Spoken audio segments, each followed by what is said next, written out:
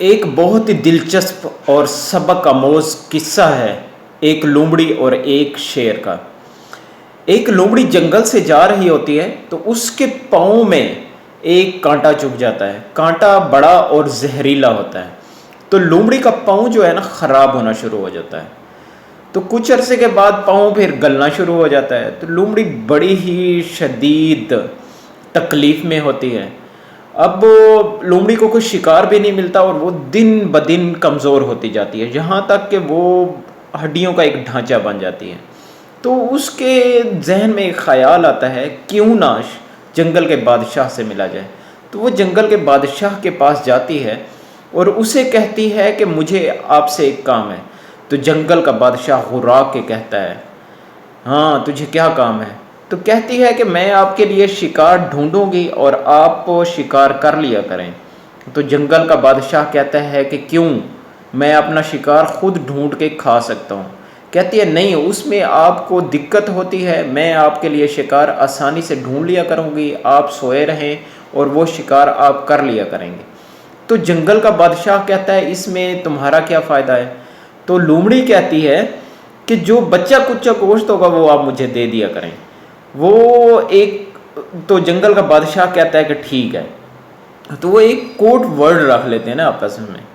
وہ code word کون سا ہوتا ہے؟ ستارے چمک رہے ہیں اور کتے بھونک رہے ہیں۔ تو لومڑی ایک بہت بڑے ٹیلے پہ چلی جاتی ہے اور وہاں جو ہے نا شکار کو دیکھتی رہتی ہے۔ جو ہی شکار نظر آتا ہے تو وہ چلانا شروع کر دیتی ہے، ستارے چمک رہے ہیں اور کتے بھونک رہے ہیں۔ تو جنگل کا بادشاہ جاتا ہے اور آسانی سے شکار کرتا ہے، شکار کھا لیتا ہے، جو بچہ کچا گوشت ہوتا ہے وہ لومڑی کو دے دیتا ہے۔ لومڑی وہ گوشت کھا لیتی ہے۔ دن گزرتے گئے، شکار ملتا گیا اور لومڑی موٹی ہوتی گئی، حتیٰ کہ وہ صحیح ہٹی کٹی ہو گئی نا۔ تو ایک دن لومڑی کہتی ہے کہ میں اس کے لیے ایسا کام کیوں کروں، میں تو صحت مند ہوں، خود اپنا شکار کر سکتی ہوں، لیکن وہ ایک پاؤں سے لنگڑی ہوتی ہے۔ وہ شیر سے نا لڑنا شروع کر دیتی ہے نا، جیسے آپس میں کھینچ پڑ جانا، آپس میں جو ہے اتفاق نہ رہنا کسی چیز کا۔ تو جنگل کا بادشاہ کہتا ہے کہ میں پہلے بھی شکار کر لیا کرتا تھا اور اب بھی کر لوں گا، آپ جاؤ یہاں سے۔ لومڑی چلی جاتی ہے، جنگل کا بادشاہ شکار کرنا شروع کر دیتا ہے، وہ اپنا پیٹ بھر کے سو جاتا ہے اور لومڑی کو کوئی شکار ملتا نہیں ہے۔ ٹھیک ہے، ایک دن اسے ایک شکار نظر آتا ہے تو وہاں جاتی ہے شکار کرنے کے لیے، لیکن جب شکار کے پاس پہنچتی ہے تو وہ ہاتھی ہوتا ہے۔ ہاتھی بہت زور سے لومڑی کو اپنی سونڈ مارتا ہے تو لومڑی کی ہڈیاں ٹوٹ جاتی ہیں، وہ پھر کمزور ہونا شروع ہو جاتی ہے نا، پھر وہی لاغر اور ڈھانچہ بن جاتی ہے۔